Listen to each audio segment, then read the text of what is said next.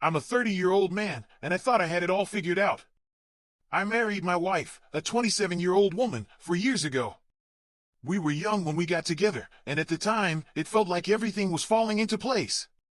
Our relationship, solid from the start, was built on the belief that we were meant to be. We had only dated for a year before tying the knot, but that felt like enough. But now, I'm not so sure if we were ever really meant to be. I've got a good job, a successful jewelry business that I run with my brothers. We started from nothing, worked our way up, and now the business is thriving. It's something I'm proud of. Some people say working with family can be a nightmare, but not for us. We've never been the type of siblings to bicker over every little thing. It's been more like a dream than a challenge. On the other hand, my wife opened a cafe. It was her dream, a cozy little place where people could sip coffee, eat pastries, and lose themselves in a good book. Books have always been her passion. She's one of those people who wears her love for literature like a badge of honor, a trait I used to find a bit annoying before we met. But hey, I'm a hypocrite. I've become just as absorbed in her world. Supporting her dream meant helping her out, so I've been covering the rent for the cafe, which, given the location in a trendy part of town, isn't exactly cheap. Still, it's been a good investment. The business is profitable, and that's enough to keep me smiling. But then came March. I can't pinpoint the exact date, but I remember it clearly. My wife sat me down to tell me about a new man who had started frequenting her cafe. At first, I didn't think much of it. She told me about plenty of regulars before, but this one was different. She went on and on about him, describing him as handsome, and I'll admit, I was secure enough to handle a conversation about someone's looks without it becoming an issue. But there was something in the way she spoke of him that bothered me. She described him as if he were some sort of larger-than-life, masculine hero, a character right out of the romantic novels she's always reading. You know, the ones full of cheesy cliches. As she talked about him, it was clear she wasn't just describing an attractive man. No, this was someone who had made an impression on her. A deep one. She said he had that bad boy vibe, the kind of character you'd read about in one of those books where a Russian hitman falls in love with some woman in a laundry room. Yeah, I didn't make that up, that's an actual plot from one of her favorite books. The way she went on about him, I couldn't shake the feeling that she was getting lost in this fantasy. She told me this was the last time she'd talk about him, and that was fine with me. But then she casually mentioned that he'd come in the next day, and they had a long conversation. According to her, he was from Serbia, had worked as a car dealer, and had come to the United States looking for a better life. He was still adjusting, looking for work at a nearby dealership, but he was tall, blonde, handsome, and well-dressed. He spoke with an accent, and apparently, they bonded over a mutual love of fantasy novels, like Lord of the Rings. That's the kind of thing she'd usually tell me about the cafe's patrons, so I didn't think anything of it at first. But the way she described him, the language she used, it felt almost like she was putting him on a pedestal, elevating him above the others. Eventually, he stopped being the main topic of conversation, and I breathed a small sigh of relief. Then one day, I dropped by her cafe for lunch and, sure enough, I saw him. The guy from her stories. Sitting there, in the corner, looking exactly as she described him. Tall, blonde, and undeniably handsome. His name, as she told me, was Ivan. Now, here's where things start to get real strange. One evening, she came home with a goofy grin on her face. I could tell something was up, so I asked her what happened. She said Ivan had walked her home that night, and they talked about books during the walk. He'd asked her out on a date, but of course, she had turned him down, citing the fact that she was married. She said he'd apologized, held her hand, and said good night. But the thing that got me was the way she smiled when she told me. I asked her why she was so happy about it, and she said it felt like something out of a book. And there it was. That right there made my blood boil. She was romanticizing every little detail, turning it into some kind of fantasy. I knew they'd be seeing each other almost every day, considering he was a regular at her cafe. I tried not to let it get to me, tried to convince myself that it was nothing, just my own insecurities creeping in. But deep down, I knew something was off. A week later, she came home with a bouquet of flowers. She put them in a vase and casually told me they were from Ivan. It wasn't a big deal, she said. He had bought a bunch of flowers for a coworker's birthday, and he thought it would be nice to get her some, too, because he noticed how hard she worked. My head started to spin. This was getting ridiculous. She was acting like she didn't even understand the meaning of the flowers. I asked her outright, "Do you think Ivan likes you?" She looked at me, almost surprised, and said, "Of course he does. It's obvious, especially after he asked me out." But she still tried to play it off as nothing, just friendly gestures. But I wasn't buying it. I mean, if a guy buys you flowers after you turn him down, that's not just friendly, is it? He was clearly trying to get closer, and the more I thought about it, the more I realized he wasn't going to give up anytime soon. 2 days later, she came home late. 2 hours late, to be exact, and I hadn't heard from her. It wasn't the first time she'd been late, but tonight felt different. I called her twice, but she didn't answer. By the time I was about to call again, she showed up, practically glowing with excitement. "You won't believe the evening I had," she said. And I knew right then, things were about to get a lot worse. The evening I had. She was talking a mile a minute, spewing out details I didn't care about. "I showed Ivan where the museum was," she said, "and then we went to grab a slice of American pizza. He'd never had it before. He'd always seen it in the movies. Then we walked around, ate pizza, and did a bunch of other stuff I don't even remember." I zoned out, letting her talk, nodding at the right moments, but inside, I was stewing. I didn't need to know the small talk, the stories of their day. What I needed to know was something bigger. Finally, when she stopped, I couldn't hold it in anymore. "Are you attracted to Ivan?" I asked. Her face twisted in disbelief. "What? Of course not. The only person I'm attracted to like that is you," she shot back, clearly offended. "I was just trying to be friendly, show him around. He's in a foreign country, no friends, no one close by, just trying to help." I wasn't buying it. Not for a second. "No," I said, "you need to stop seeing him." That triggered an explosion. She accused me of being insecure, of making a mountain out of a molehill. "There's nothing there," she insisted. "You're just being threatened by nothing." She threw out a string of nonsense, but I held my ground. Calm, controlled, but firm. "Listen," I said, "he can come to your cafe as a customer, but that's where it ends. Don't make it anything more." I used the only example I could think of. Imagine this. Some Serbian girl comes in to buy a bracelet, and I start taking her around town, walking, talking, spending all that time together. What would you do? She claimed she'd understand, but deep down, we both knew that was a lie. The fight went on, loud and sharp, until I ended up on the couch. No surprise there. But at least I didn't have to hear about Ivan's drama anymore. My mental peace was restored, a small victory. She still interacted with him at the cafe, but I figured as long as nothing else was happening, I could handle it. And the fact she was coming home at the usual time? That was a small comfort. It felt safe. I became suspicious. But then came the afternoon that changed everything. I walked into the cafe, expecting to see her behind the counter, as usual. But she wasn't there. Neither was Ivan. Odd, but not impossible, he might not have been there at that hour. But her absence? That was strange. I thought about waiting around to ask one of her employees where she'd gone, but I decided against it. I didn't want to make a scene. It was when I was getting back into my car across the street that I saw them. There they were, walking toward the cafe, arms linked. My blood boiled. Every instinct screamed at me to storm across the street, confront them both. To shout at her, to confront him. But I didn't. I stayed frozen in the car, watching as they strolled in together, and then I drove off, seething, my mind racing. That happened yesterday.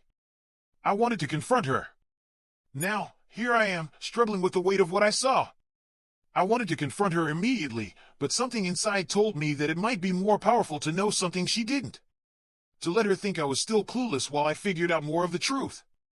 When she got home, I asked how her day had gone. She gave me a simple rundown, nothing about being out with Ivan. Nothing about where she'd gone with him earlier. That was all I needed. It confirmed what I had seen, and now the question was, should I confront her? Or should I keep digging to see just how deep this goes? I'm leaning toward the latter. I don't want to confront her yet, not when there's still more to discover.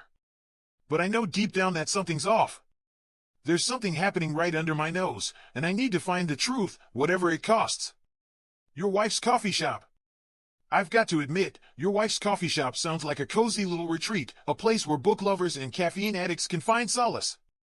And then, in walks Ivan, the tall, handsome, mysterious guy with an accent that could charm the stars.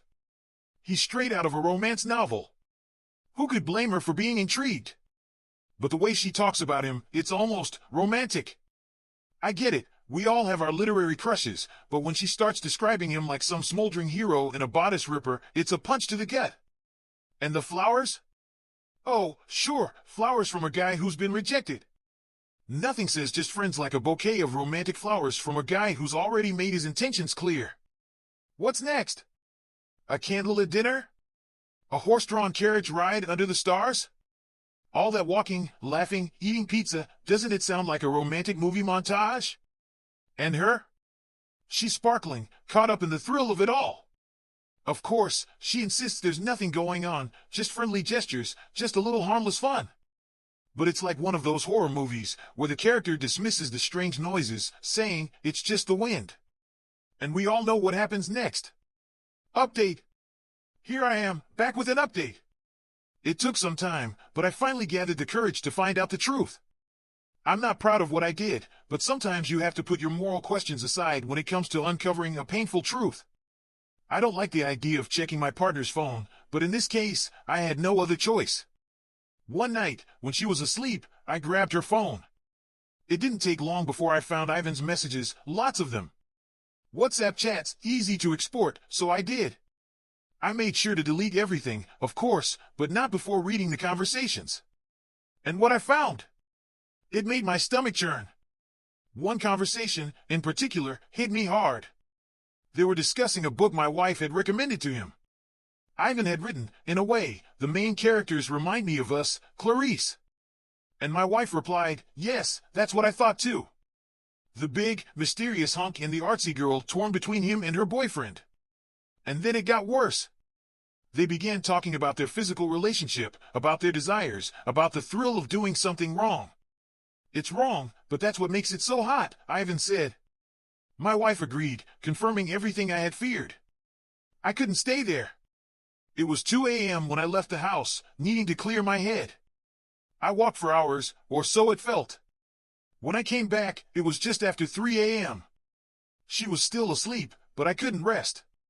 I grabbed her phone again, pulled up the conversation, and recorded the evidence.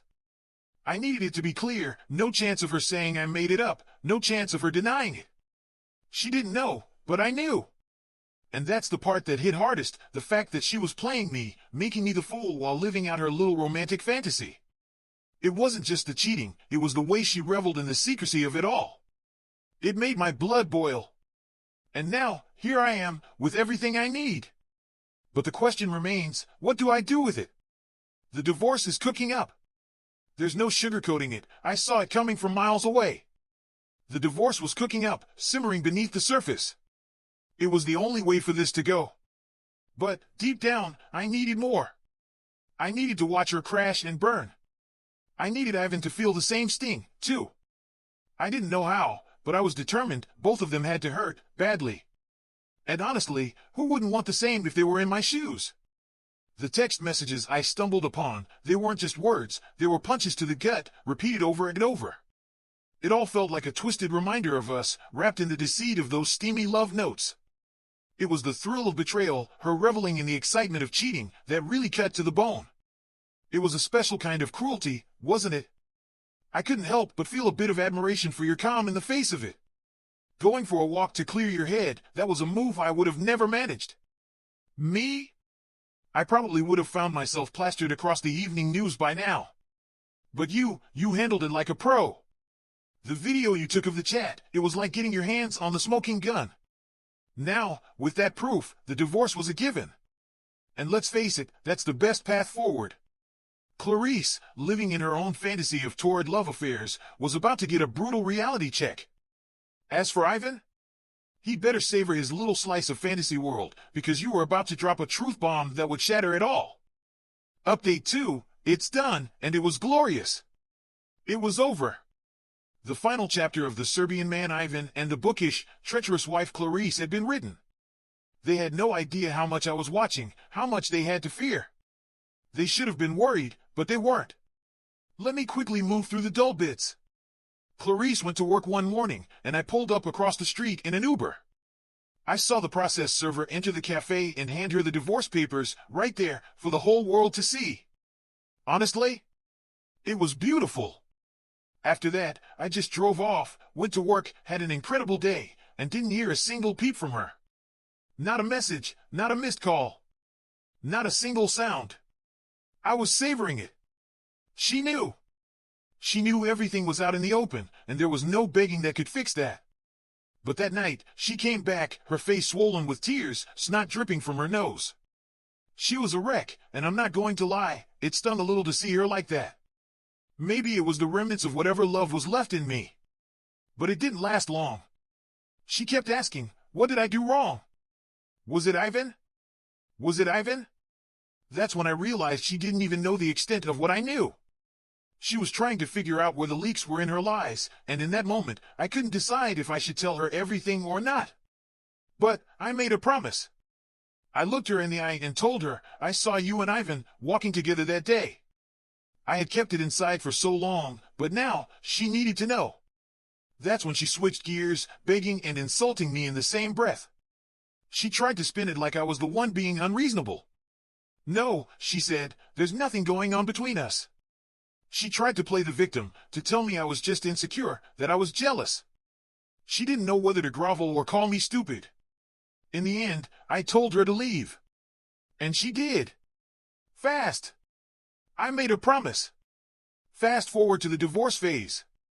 That was the fun part for me. I had a lot more money than her, and in a divorce, that means there's a lot more at stake. But it also means there's a lot more to spend on top-notch lawyers, and I made sure to get the best. Let me tell you, when you're going through a divorce, get a good lawyer. It's worth every penny. Because not only did I have photos of the two of them together, but I also had text messages that laid the affair bare. On top of that, my lawyer, who was nothing short of a rock star, dug up transactions from our joint account. It seemed there was a pattern, a disturbing pattern. The dates of the transactions aligned with certain messages Ivan had sent her. It was crystal clear, she was using our money to fund her affair with him. My lawyer had a field day with it, portraying her as the gold digger she truly was. Watching her squirm was a thing of beauty. She fought back, but honestly, what could she say? She had nothing. Me? I'm no saint, but I didn't have any flaws that would warrant a divorce. By the end of it, I had everything I needed. I kept my house, I kept my car, and because of her blatant infidelity and the fact that I had set her up with a money-making scheme, I didn't have to pay her a dime in alimony. I kept my car. The car. She did get to keep the one I bought for her, but honestly, I didn't even care. It didn't bother me at all, especially considering the bigger victories I had secured. Watching her walk away with something, anything, was a small price to pay for everything I had gained. I wish I could have done more. Now, when it came to Ivan, getting my revenge was tough. It took a lot of restraint, but one day, I saw him outside the cafe. He was walking down the road, completely unaware of what was about to hit him. I followed him around the corner, called his attention, introduced myself, and then I slugged him square in the jaw. My fist collided with his face. It hurt like hell, but I busted his lip and sent him crashing to the ground. He looked stunned, completely caught off guard. It wasn't about starting a street fight, but if one had come, I would have taken it. He knew he had no moral high ground, and when he got up, he just left.